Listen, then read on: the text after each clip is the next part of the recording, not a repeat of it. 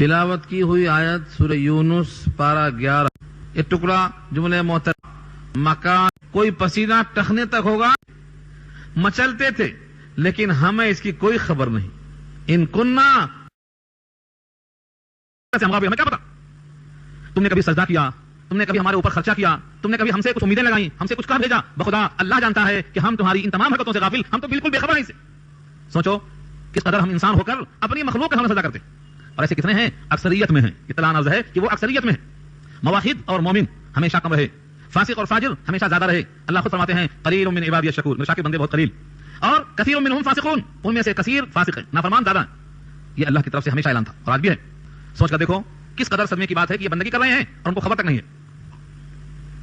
उसके बाद की आयत में इशारा है हुनालिका तबलू कुल्लु नफ्सिन मा अस्लफत वरुद्दू इलल्लाह मौलाहुमुल हक व ज़ल्ल अन्हुम मा कानू यफ्तरून।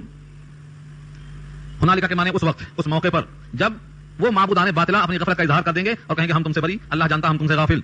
हुनालिका उस मौके पर क्या होगा, तबलू आजमाइश में डाले जाएंगे। तबलू बला यबलू बुलुवन आजमाइश में डालना। कुल्लु नफ्सिन हर इंसान मा अस्लफत जो उसने आगे भेजा है करतूत, जो कुछ उसने किया है अमल, ये सब का सब उसके वास्ते आजमाइश का सबब बन जाएगा। वरुद्दू इलल्लाह और लौटाए जाएंगे वो अल्लाह की तरफ, मौलाहुमुल हक जो उनका हकीकी मौला है, हकीकी कारसाज है। मौला का पता देखो, मौला हकीकी कारसाज, मौला को अल्लाह ने मतलब रखा, मौला के साथ अल हक सिफत लगा दिया, मौलाहुमुल हक हकीकी उनका मालिक है। वो कौन है? अल्लाह। लफ्ज़ मौला पर बात पीछे आ चुकी है। अक्सर व बेशतर लोग इसके अंदर उलझन रखते हैं। बात कहते हैं मौला अल्लाह के लिए है, बंदों के वास्ते क्यों कहा जाता है, और बात कहते हैं कि बंदों में से हर एक के वास्ते क्यों कहा जाता है। मौला के माने कारसाज के आते हैं, मौला के माने आजाद शुदा गुलाम के आते हैं, मौला के माने आका के आते हैं, और मौला के माने गुलाम के भी आते हैं, और मौला के माने हमारे कायद और रहबर और सरदार के भी आते हैं। यहां मौला के माने हकीकी मालिक कुरान करीम में इस्तेमाल हुआ है सूरह नहल पारा 14 में एक गुलाम के बारे में, वह हुआ कल्लुन अला मौला, वो अपने मौला पर बोझ था, यानी आका पर बोझ था। इससे मालूम हुआ कि मौला आका के माने में इस्तेमाल हो सकता है, सरदार के माने में इस्तेमाल हो सकता है, लेकिन आहिस्ता आहिस्ता ये दीनी पेशवा के वास्ते खास कर दिया गया है मौलाना का लफ्ज। लिहाजा गैर आलिम के लिए ये लफ्ज इस्तेमाल करने में इश्तिबाह होता है कि ये भी आलिम है क्या है। इस इश्तिबाह की वजह से ऐसा नहीं करना चाहिए। अगरचे मौला के माना मुश्तरक उसकी तरफ लौटा दिए जाएंगे। वज़ल्ल अन्हुम मा कानू यफ्तरून, और जिनको वो लोग कह के समझते थे कि खुदाई में दखील हैं, खुदाई में शरीक हैं, खुदाई सहीम हैं, खुदा के सिफारिशी हैं, वो सब उनसे गायब हो जाएंगे। ज़ल्ल अन्हुम गायब हो जाएंगे उनसे वो तमाम के तमाम माबूदाने बातिला जिनको वो कर तराशा करते थे, सब खत्म हो जाएंगे। बातिल और हकीकी मालिक दोनों का फर्क समझने के लिए बहुत आसान तरीका बता दिया गया। भाई आपको फर्क करना है हकीकी मौला और माबूदाने बातिला, दोनों की पहचान क्या है। अल्लाह ने कहा कुल, आप कहिए इनसे, जितने भी मुखातब हैं उनसे कहिए, कुल मन यरज़ुकुकुम मिनस समाई वल अर्ज़, कौन है वो जात जो तुमको रिज़्क़ देता है आसमान से और जमीन से, यानी आसमान से पानी बरसाकर और जमीन से नबात उगाकर तुम्हें गल्ला फराहम कौन करता है। जरा पूछ लो इनसे, क्या जिन जिनके सामने सजदारेज होता है इंसान, उनमें कोई है जो पानी बरसाकर जमीन से गल्ला निकालकर रिज़्क़ मुहैया कर सके। एक तो कर रहा है और एक तरफ नहीं कर सकते, फर्क जाहिर है। दूसरा फर्क बताया, अम्मन यमलिकु समा वल अबसार, या वो कौन है जो मालिक है समाअत का, बसारत का। बतलाओ कौन है। तुम्हारी आंखों की बिनाई किसकी रहीने मिन्नत है, तुम्हारी कानों की समाअत किसकी दी हुई है, कौन इस पर कादिर है। कौन किसी को बहरा पैदा कर देता है और किसी की बिनाई छीन लेता है, कौन है वो कादिर। मतलब जाहिर है कि एक अल्लाह की जात। वमन युखरिजुल हय्य मिनल मय्यित, और कौन है जो निकालता है जिंदे को मुर्दे से, वो युखरिजुल मय्यित मिनल हय्य, और निकालता है मुर्दे को जिंदे से। हाँ, मुर्गी को अंडे से और अंडे को मुर्गी से। कौन है दरख्त से गुठली को और गुठली से दरख्त को, कौन करता है। मनी के कतरे से इंसान और इंसान से मनी का कतरा, यह है जिंदा और मुर्दा। कौन है वो जात, अल्लाह के सिवा और कौन है, ये सवाल किया गया है। वमन युदब्बिरुल अम्र, और कौन तदबीर करता है सारे मामले की।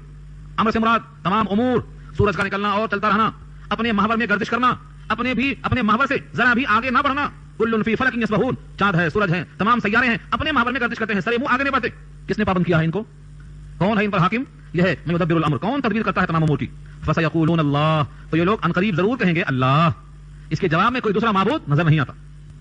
फिर देख लो मतलब, आसमान से पानी कौन बरसाता, अल्लाह। जमीन से गल्ला कौन निकालता, अल्लाह। कौन है जो तुम्हारी समाअत का मालिक है, अल्लाह। कौन है जो कादिर है बसारत पर, अल्लाह। जिंदे को निकालता है मुर्दे से, अल्लाह, और मुर्दे को निकालता है जिंदे से, अल्लाह। तदबीर करता है सारे मामलात की। सब लोग मिलकर कहेंगे, फसयक़ूलून जमा का सिगा है, सब लोग मिलकर कहेंगे, यानी जिस जिसके सामने ये बात पहुंचेगी कोई इनकार नहीं कर सकेगा, कोई अल्लाह के गैर का नाम पेश करने पर ताकत नहीं रखेगा, सब कहेंगे अनकरीब अल्लाह। जब अल्लाह को इन तमाम जगहों में बिना शिरकत गैर तुम तस्लीम करते हो, तो तुम्हारी आफत की, तुम्हारी शामत क्यों पुकारती है कि तुम सजदे के मौके पर अल्लाह के अलावा किसी और को मान लेते हो। आगे फरमाया फकुल अफला तत्तकून, आप कह दीजिए फिर तुम डरते क्यों नहीं, फिर तुम गैरुल्लाह को पूछते हुए बचते क्यों नहीं। फज़ालिकुमुल्लाहु रब्बुकुमुल हक, बस वही है अल्लाह तुम्हारा रब हकीकी। फज़ालिकुमुल्लाहु रब्बुकुमुल हक, तुम्हारा हकीकी रब वही अल्लाह है जो ऊपर के तमाम कामों को तुम्हारे सामने पेश करता है। तुम्हें हयात दिया तो हयात की बका के लिए गिज़ा दिया, और तुम्हारे वजूद को बाकी रखने के वास्ते समाअत बसारत से लेस कर दिया। तुम्हारे लिए ही तमाम कामों में तदबीर किया है, जिंदों से मुर्दों का इंतजाम और मुर्दों से जिंदे का इंतजाम, ये सब तुम्हारी खातिर किया है। अभी तुम हक मान चुके हो, अब सुनो, फमा ज़ा बादल हक़ इल्ला ज़लाल, فماذا بعد الحق الا الضلال. جب تم اس کو حق مان چکے ہو تو اس حق کے بعد اب بچتا کیا سوائے گمراہی کے؟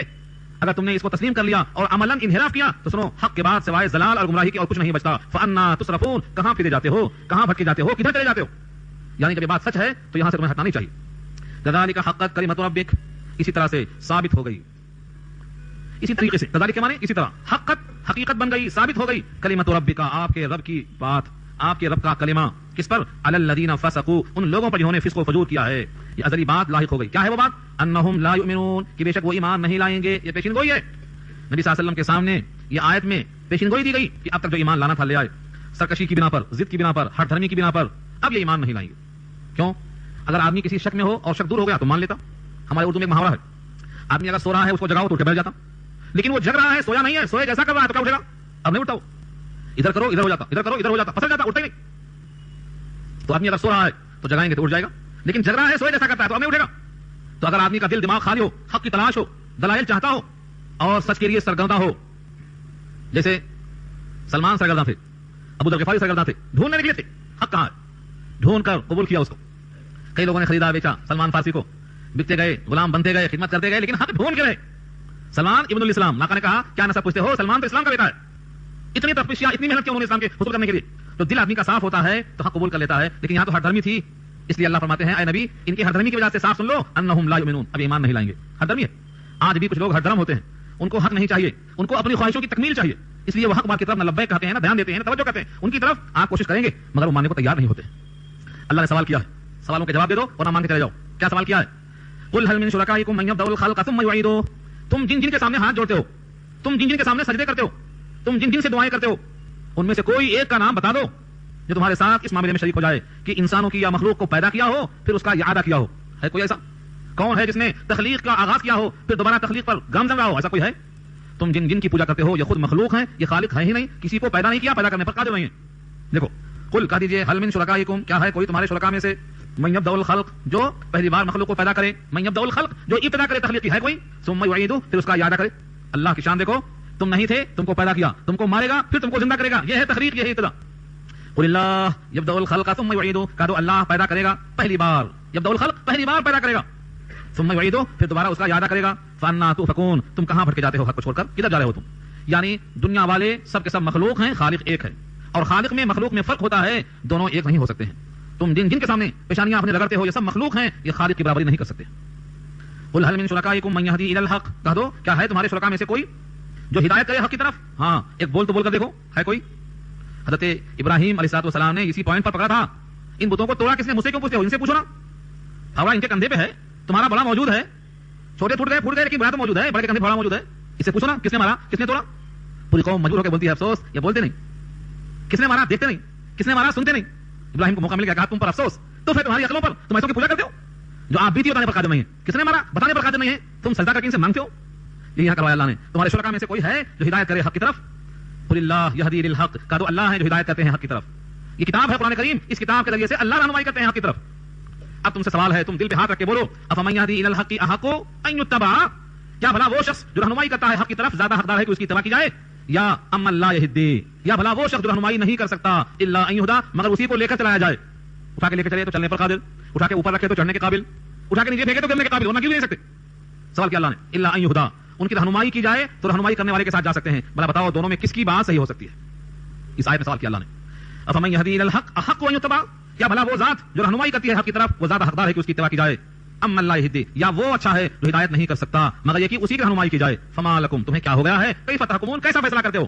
ایک ہدایت دینے پر قادر، ایک ہدایت کا محتاج، ایک کو خبر نہیں کہ ہماری بندگی کی جاتی ہے، ایک ہمیشہ مستعد اور چوکنا، ایک ایک آنکھوں کو سنتا ہے، دل کے اضطراب کو محسوس کرتا ہے، آنکھوں کی چوریاں محسوس کرتا ہے، دل کے وساوس سے باخبر ہے. بھلا اس ذات کے ساتھ تم ان کو کیوں شامل کرتے ہو؟ کیف تحکمون، کیسا فیصلہ کرتے ہو تم؟ وما یتبع اکثرهم الا ظنا، بہت پھوک بجا کر جملہ ہے یہ. وما یتبع اکثرهم الا ظنا، اور نہیں اتباع کرتے ہیں ان میں سے اکثر لوگ مگر اٹکل، ظن اور تخمین، گمان. ان کے پاس کوئی ثبوت نہیں، کوئی دلیل نہیں، بس الٹپ چل رہی ہے. بخدا ہاتھ پکڑ کے پوچھو کسی پجاری سے، کسی بھی اللہ کے غیر سے مانگنے والے سے پوچھو تمہاری پرستش کا کیا مدار ہے، تم جس کے سامنے تذلل کرتے ہو تمہارا کیا عقیدہ ہے، کوئی دلیل ہے، کوئی ثبوت ہے، کوئی سلطان ہے؟ کچھ نہیں. الا ظن ان الظن لا یغنی من الحق شیئا، بے شک گمان نہیں کام میں آتا ہے حق کے مقابلے میں کچھ بھی. ٹکراؤ دیکھو، ان کا تو گمان ہے اور تمہارے پاس دلائل ہیں. یہ حق ہے، یہ حقیقت ہے، اور وہ گمان ہے اور شک ہے. بھلا اٹکل پچھو مقابلہ کیسے کر سکتے ہیں یقین کا؟ ان اللہ علیم بما یفعلون، بے شک اللہ جانتے ہیں جو کچھ وہ لوگ کرتے ہیں، ان کے تمام کاموں سے اللہ باخبر ہے۔ اب یہاں سے قرآن کریم کا تعارف قرآن خود کرواتا ہے۔ قرآن کا تعارف قرآن خود پیش کرتا ہے کہ اس کتاب کو تم نے کیا سمجھا، یہ کتاب اللہ کی کیسی کتاب ہے۔ یہ قرآن کا تعارف بہت طویل ہے، یہ گفتگو انشاءاللہ ہم آئندہ ہفتے میں رکھیں گے، ہمارا وقت بھی قریب ہو چکا ہے۔ اگر کسی صاحب کو کچھ سوالات کرنا ہے تو سوالات، والسلام علی سید المرسلین یا حی یا قیوم برحمتک نستغیث یا رب لک الحمد کما ينبغي بجلال وجهك العظیم اللهم لا احصي ثناء عليك انت كما اثنيت على نفسك اللهم لا مانع لما اعطيت ولا معطي لما منعت ولا ينفع ذا الجد منك الجد اللهم انا نسالك علما نافعا ورزقا واسعا وشفاء من كل داء اللهم انا نعوذ بك من الشقاق والنفاق وسوء الاخلاق رب ارحمهما كما ربياني صغيرا۔ اے اللہ ہماری خطاؤں کو معاف فرما، اے اللہ اس کہانی سننے کو قبول فرما، اے اللہ اپنے کرم سے جتنے لوگ یہاں بیٹھے ہیں سب کے دل کے جائز تقاضے، تمنائیں، مرادیں، حاجتیں، آرزویں اپنے کرم سے اللہ پورا فرما دیجیے۔ اے اللہ جتنے لوگ بیٹھے ہوئے ہیں سب کے ہاتھ اٹھے ہوئے ہیں، اے اللہ ہم سب محتاج و فقیر ہیں، اے اللہ آپ کی طرف سے رحم و کرم کی توفیق چاہتے ہیں۔ اے اللہ سارے عالم اسلام میں جو کرب و اضطراب ہے مولا کریم اپنے کرم سے دور فرما دیجیے۔ اے اللہ جتنے بچے معصوم ہیں، بے سہارا ہو چکے ہیں، اے اللہ ان تمام کے واسطے خیر کا فیصلہ فرمائیے۔ اے اللہ جن کے ماں باپ قبروں میں ہیں، برزخ میں ہیں، ان تمام کو معاف فرمائیے، ان کے درجات کو بلند فرمائیے۔ جن کے ماں باپ زندہ ہیں ان کے سائے کو تعدیر صحت کے ساتھ ہمارے سروں پر قائم اور دائم فرمائیے۔